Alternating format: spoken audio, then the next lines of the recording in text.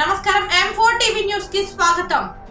M4 TV news m4telugunews.com website మరియు M4 Telugu news ఈ paper లో వార్తలు ప్రకటనల కోసం సంప్రదించవలసిన సెల్ నంబర్లు 9666650026 మరియు 9014163335. ఓం శ్రీ గురుభ్యో నమః. అందరికీ నమస్కారం అండి. ఈరోజు మనం ఉత్తరకాండ 68వ భాగం తెలుసుకుందాం. 68వ భాగం ముందుగా గణేశుడి ప్రార్థన. శుక్లాంబరధరం విష్ణు శశివర్ణం చతుర్భుజం ప్రసన్నవదనం ధ్యాయే సర్వవిఘ్నోపశాంతయే. గురు బ్రహ్మ గురుర్విష్ణు గురుర్దేవో మహేశ్వరః గురు సాక్షాత్ పరబ్రహ్మ తస్మై శ్రీ గురవే నమః. శ్రీరామ జయ రామ జయ జయ రామ శ్రీరామ జయ రామ జయ జయ జయ జయ రామ. శ్రీరామ రామ రామేతి రమే రామ మనోరమే సహస్రనామ తత్తుల్యం శ్రీరామనామ వరాననే. హరి ఓం. ఈరోజు మనం ఉత్తరకాండ 68వ భాగం తెలుసుకుందాం. శత్రుఘ్నుడు ఆ వేకోమనే లవణ పొలంలోకి వెళ్ళకుండా నిరోధించాడు. దాని గురించి తెలుసుకున్నాం. ఆ వేకువన్న రాక్షసుడు ఆహారకాంక్షే పురము వేడి వనములకేగను. అంతటా దాసరథి యమునా నదిని దాటి ఆ రాక్షసుని పురము వాకిట విల్లు బాణములు చేత ధరించి కాచి ఉండను. సూర్యుడు ఆకాశ మధ్యమునకు వచ్చి ప్రకాశించుకుండా క్రూరుడైన ఆ రాక్షసుడు అనేక మృగములను వధించి మోసుకొని ఆ భారంతో వచ్చి పట్టణపు వాకిటనున్న లక్ష్మణుని సోదరుని చూచి, ఏరా ఇచ్చట విల్లు బాణములు బట్టి ఏ కార్యమును చేసదవు?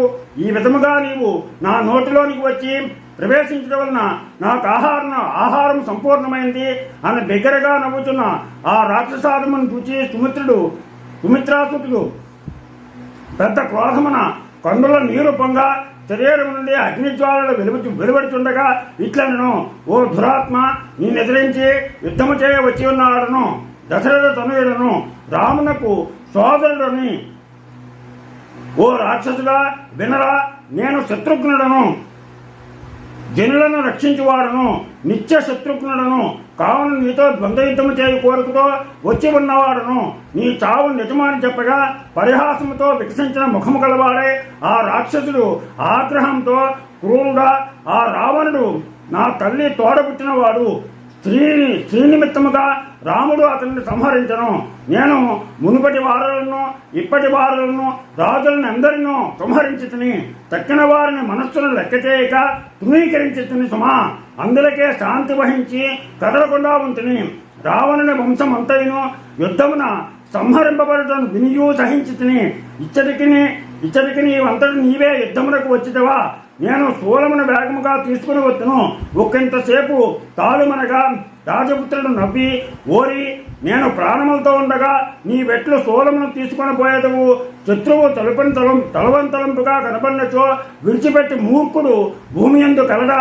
ఓ దుష్టాత్మ, నీవు జగములకే శత్రువు, నీకు అవకాశము ఇయ్యదగునా అని చెప్పేసి శత్రుఘ్నుడు పలికాడు. దీంతో ఈరోజు 68వ భాగం పూర్తయింది. రేపు 69వ భాగం తెలుసుకుందాం. మీరు ప్రతిరోజు కూడా ఎంతో భక్తి శ్రద్ధలతో ఈ ఉత్తరకాండ శ్రవణం చేస్తున్నారు. మీరు శ్రవణం చేయడమే కాదు, 10 మందికి తెలియజేయండి. అలాగే మన పిల్లలకి మన సనాతన సంప్రదాయాలు, మన గ్రంథాలు, మన ఇతిహాసాలు వీటన్నిటినీ కూడా అవకాశం ఉన్నప్పుడల్లా మీరు వాళ్ళకి బోధించి మన సనాతన సంప్రదాయాన్ని కాపాడుతారని, మన భావి పౌరులను భావితరం పిల్లల్ని భావి భారత పౌరులుగా తీర్చిదిద్దుతారని ఆశిస్తూ, మీకు నా ఛానల్ కనుక నచ్చినట్లయితే సబ్స్క్రైబ్ చేయండి. అలాగే లైక్ చేయమని కోరుతూ, మీ రాపాక వెంకట ప్రభాకర్ బాబు.